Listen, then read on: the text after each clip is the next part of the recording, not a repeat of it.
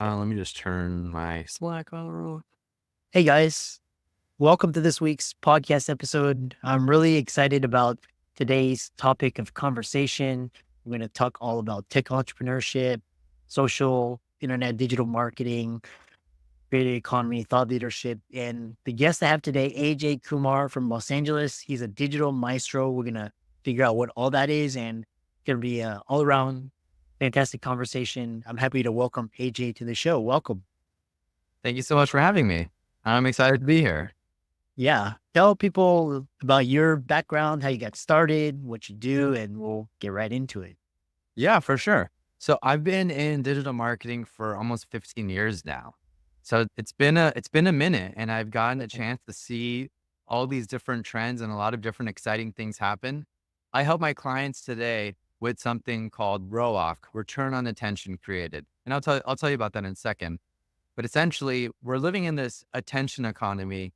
And from this attention economy came about the creator economy, which is really the collection of all these different social media platforms and everyday users creating content and sharing content with each other, essentially created this brand new way of commerce and interacting with people and just life in general. So we live in a pretty exciting time. So Yeah. when I got into the space, I originally I learned a lot of my digital world skill sets from a guy named Neil Patel, who's an internet guru. A lot of people know about him. He's one of the top players in the world when it comes to that, and has one of the biggest agencies. And he taught me these skill sets that I was originally applying to corporate brands.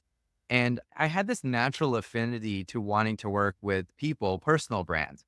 Maybe it's because I grew up with what are called gurus. And naturally, I started working with all these different personalities. But after I was working with these corporate brands in a company called Single Grain, where we were doing SEO for our clients, I shifted and started working with personal brands. One of my first personal brands was a woman named Kimberly Snyder, who's a celebrity nutritionist. And from that, I was able to build this infrastructure for what's now referred to as a personality driven media company. And that was essentially a vertically integrated company end to end, where everything from the ideas to the experiences that users are having with her is all controlled by her. And that was done in Google land in her blog. And that infrastructure is basically what I help clients do now with social media. Yeah. It's fascinating. The whole social media landscape, because now there's podcasts and there's YouTubers and TikTokers that have a bigger following than Bloomberg or CNBC or any of these. And you don't have to go through gatekeepers. It's basically you learn how to create this return on attention. So talk about this attention economy, why it's important, attention as a currency and an asset. The younger generation understands that, like the the Gen Xers or the boomers, it's not as familiar to them. Yeah. It's really fascinating because you could basically think about it. A lot of this started occurring as the smartphone came about and more people adopted that technology. And for the longest time, a lot of people are really mesmerized by all the technology and the novelty of social media and smartphones just because it was brand new. It reminds me of that movie 2001 Space Odyssey where you see that big block and everyone's, what is this? It's so crazy. That's how I see the smartphone. So essentially a lot of people started realizing that we live in a digital world, right? Most people understand the inner world, their thoughts, their feelings, what's happening inside, and the physical world, government, taxes, jobs. But then there's also a digital world that exists. And that digital world is the collection of everybody on the internet at the same time, building, creating something. And essentially what has happened is people are paying attention to their smartphones. In fact, when it comes to social media, I think people are on their phones on social media maybe 2.5 hours a day, just consuming content like crazy. And that basically became a currency. Even now, for myself, I'm studying the concept of attention economics because we're at this point where these units of attention have meaning and have value to it. Most people for the last decade or so looked at social media arbitrarily with numbers and metrics. What does this mean? Like, why don't I just buy followers or what? It didn't really equate to any value. That's why I created something with my business mentor, a guy named Roy, we created a methodology called ROAC, Return on Attention Created. And really what that is, it's a way to qualitatively and quantitatively understand the value that's being created as a result of content creation. So a lot of my clients, I've had maybe four or so clients that have gotten TV shows or TV spots at major network television as a result of people watching them on social media.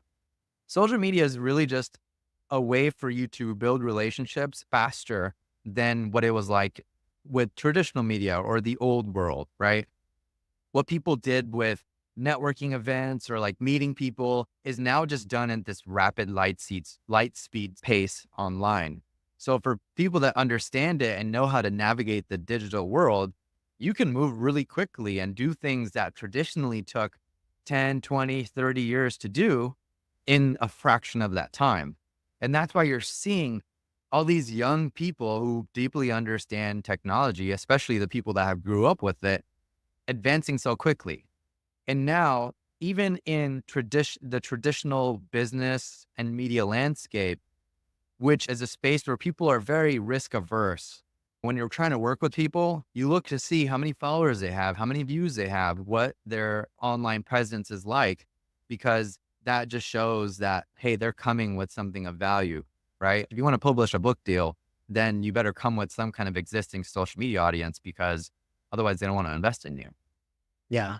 It's so fascinating. And what you're talking about is such gold because it's this new currency by which people can create lives and they don't have to like, I studied like 17 years to be a surgeon. Think about like a social media influencer. If he or she knows how to like capture attention and leverage it, they can make the same amount in a year, 2 years, whatever. Very powerful. The next thing is talking, especially after COVID, I think it really slapped everybody in the face, woke everybody up and talk about this importance of building a personal brand because my parents' generation, they're always like a job that's gonna save you a job, pensions and then my grandparents were like, the government's gonna save you, social security, that's the thing. But now talk about how personal brand is like your insurance, like how that's gonna save you. Yeah, that's a good way. That's a good way you put it, Chris. It's true. It is very much that. And even to what you're saying about you being a surgeon for 17 years, I do think you're making a different kind of impact than a lot of these social media influencers. I do think with social media, you could impact people positively. I wouldn't say everybody's doing that, but you could do that. Like I always talk about human healing brand in the sense that when you're creating content that makes people learn something, that gets people to laugh, that gets people inspired, that's like ways to heal people, right? It's not like a surgeon actually saving someone's life, so I wouldn't compare it like that. But it is true that in the time that we live in today, your personal brand, how people see you in their minds, is more important because that's most of their interaction with you. The social world and the digital world is already augmenting how people see you in real life, how they perceive you, how they understand you. For example, I have a website where I have a bio written of me. It's a very long bio. It's a story. It's written as the hero's journey. It takes 7 to 10 minutes to read it. But every time somebody reads that on my website, it changes the way they relate to me. It changes my communication with them and how they understand me. And it positions me in a way to where it benefits me to where they want to become clients, where they want to hire me, etc. And anybody really has the power to do that. It's not to say you want to make stuff up so people work with you, because I'm sharing my real experiences, but I'm sharing them in an interesting and an entertaining way. So when it Mm. comes to building your personal brand on the internet, it's now you and everybody else trying to do the same things. It's also that you got to make yourself and present yourself in an interesting and an entertaining way. And when I say entertaining, I don't necessarily mean be a clown, although you can be if you want to be. I say entertaining in its original root meaning of being able to hold someone's attention. So Yeah. it's not just about facts and like just giving that information, but it's about repackaging those facts and that information in a story or in a way that like gets people to like to feel intrigued, right? Yeah. Because there's so many channels that people could pay attention to. In the past, you dialed through channels on the radio or you flipped through channels on the television, on TV. Now you're essentially swiping through channels on social media networks. It's like social media is similar. It's a comparable to television, but it's different, right? Like you're not watching 30-minute shows on social. You're probably watching a 30-second show on social. So our Yeah. consumption habits have also drastically changed as well. So if you are some kind of business professional, some kind of service provider, whether you're a doctor or lawyer, you want clients, then you got to start thinking about social media as at least one of the channels that you want to be on, that you want to be present on as part of an omni-channel approach. Like my friend Neil always talks about, social platforms come and go. But when you have an omni-channel approach, then your presence is what stays, right? Because even though you don't own your TikTok or your Instagram, like those are all rented platforms. What you do own is your image in the minds of consumers. So if you could leverage these social media platforms to position yourself in people's minds as the go-to expert for your niche, and you do that on a consistent basis, right? You're pumping out content daily. Subconsciously, you're programming them to think that way. And when you could Mhm. do that successfully, they're more likely to choose you, work with you, talk to you when it comes down to them making that decision of, hey, I need a lawyer, I need a doctor, I need a trademark or whatever the service provider is offering. Yeah, you're touching on such a social credibility and social reputation. It's a new way of, in the past, it was like if you appeared in the movies or on TV commercials, that was like, or you're a athlete or a celebrity, that was like your social reputation. But now it's how many followers you have, how many likes, engagement, which was really interesting. Is I like your idea of packaging information and entertaining in a way to capture attention. Because I was listening to a interview by Ben Mesrick. He wrote the newest book, Breaking Twitter, and he was saying basically a lot of people covered that story, but he likes to create stories and narratives around highly impactful events in packaging in that way.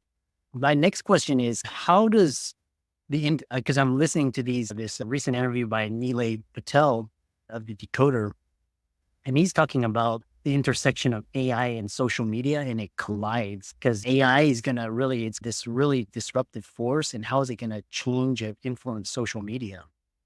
Yeah, that's a fascinating area just because I think we could all relate and appreciate the experience that we had with AI within the last year. I think ChatGPT has been around for about a year now, and I think it was just a few days ago was its anniversary. And Yeah. everyone could see how drastically, how quickly and radically everything has shifted. And now there's virtually every app, virtually every piece of technology is now currently being integrated with AI. And that is what's happening across the board. Even in, so when it comes to social media, a lot of people are just the same. And that's what you're going to start to see is the sea of sameness because everyone's trying to use AI to make themselves look smarter and whatever.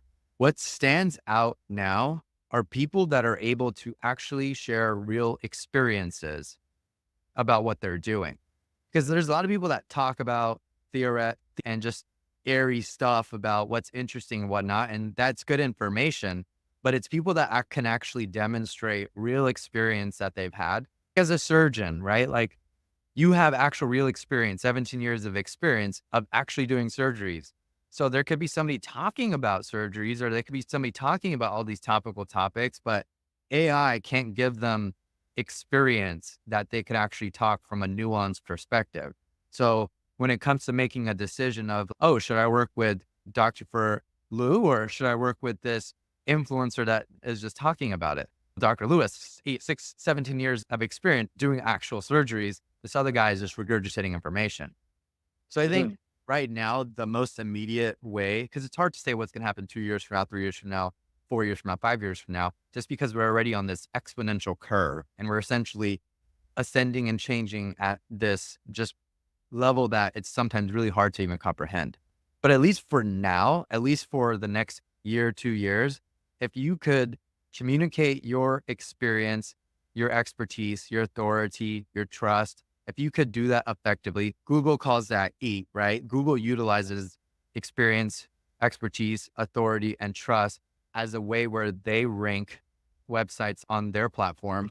Similarly, you could take that with how you're creating content on social media platforms. So if you could demonstrate that your experience in an entertaining way, then you'll have a much higher chance at winning.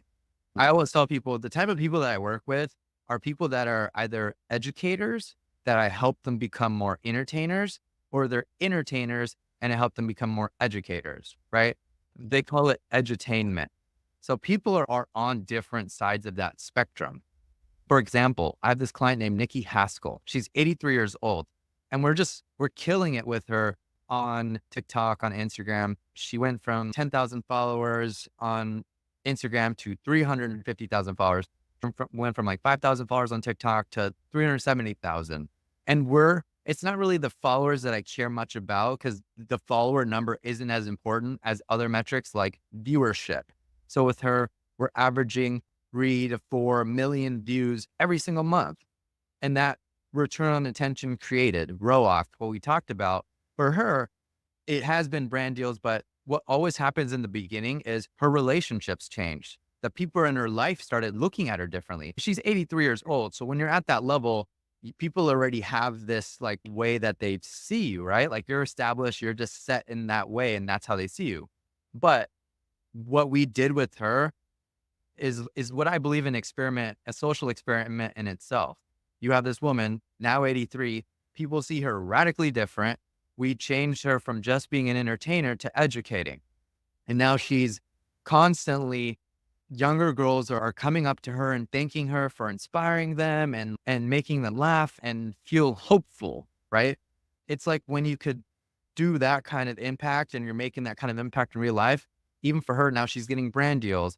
Now she's getting television show appearances. She's on big podcasts, right? Everything started radically changing in her life. And honestly, if it can happen to somebody at that age, it could happen to anybody at any age. But it does require certain strategies. It does require certain tactics. And what I've learned from my friend Neil, it really does come down to consistency. Neil's been a guy that's been blogging on his website for over a decade, nonstop, all the time. And it's just the one thing he never gave up. And that really was, to me, like a big lesson in life, because I was sporadic with any of my content creation over time. Yeah. But then I just saw from that experience of where it took him that I started applying that for my clients and even for myself, that when you're consistently putting yourself out there, the results start to show. And that's why we call it ROAC, because it's different from direct response advertising, where you have return on ad spend and it's very black and white. I call this delayed response. So ROAC is about seeding. It's about putting ideas in people's heads. It's about being there. It's about being consistent so that over time they have this narrative. Have you ever seen one of those like booklets where there's like a picture of somebody on each page, and when you flip it, it starts to create this like story? Yeah. That's how I see social media. So if you could show up every single day and you could essentially make it a habit for people to want to consume your content, in their minds, there starts to become this narrative of how they see you, how they perceive you, how they understand you. And it ultimately influences their decision, their buying behavior. Yeah. Very powerful. Two questions looking forward, because you talked about the metaverse, and we have around 7 minutes, but the metaverse, and where do you see social media colliding with the metaverse? Because now we're like Zoom and we got camera mics, but eventually are we going to put on a headset and go in and give presentations in a town hall? Where do you see that? Ready Player One, the fun book to read. So when I said augmenting, I'm talking about without glasses. I'm saying that right now, our reality has already been augmented without putting glasses on. We already make decisions based off of how we look and understand somebody online, whether it's a corporate brand or whether it's a personal brand. That influences how we see people. There will come a time and a place where people are wearing glasses more frequently because now they look cooler. Whereas 10 years ago, I bought Google Glass and it just didn't look that cool. Yeah. Now, at least they're trying to put stuff in Ray-Ban glasses and they're trying to just make it more fashionable so that they can help more people adopt it, which I think will happen in the next 3 to 10 years or so, or whenever that happens. hard to say how things will change, but I'll tell you one thing is that by positioning yourself as someone that people recognize today, by having a personal brand today, as more and more people are more chronically online, because we're already chronically online, but as people become more chronically online, that will be that'd be advantageous for you. Yeah. However, the world's going to change. Having a personal brand is going to just give you a position in life to wherever it changes and however it changes, you'll at least have some kind of leverage that you could use. Yeah. It's fascinating because a lot of my colleagues, for majority of positions, they don't really have the time to do this, but the smart ones, the younger ones, they actually realize the importance of what you're saying, and they're on TikTok. They have TikTok channels and a way to educate their patients and get clients, advertise their business. And they have, some of them have hundreds of thousands of followings on YouTube. So it's really what you're saying is golden. If people want to work with you, contact you, follow your social media, check out your work, how can they do? Yeah, I think best way to connect with me is to follow me on Instagram, AJ the Digital Maestro. And if you want to research me or look at my bio, the one I was talking about, you could go to ajkumar.com. That's ajkumar.com. Yeah. And for all the audience out there, really fantastic conversation from someone who sees the future. He's worked with a lot of key influencers. Neil Patel is a huge guy on SEO and one of the pioneers. And all of AJ's resources will be in the links and show notes. And with that, thanks so much for coming on. Thanks, guys.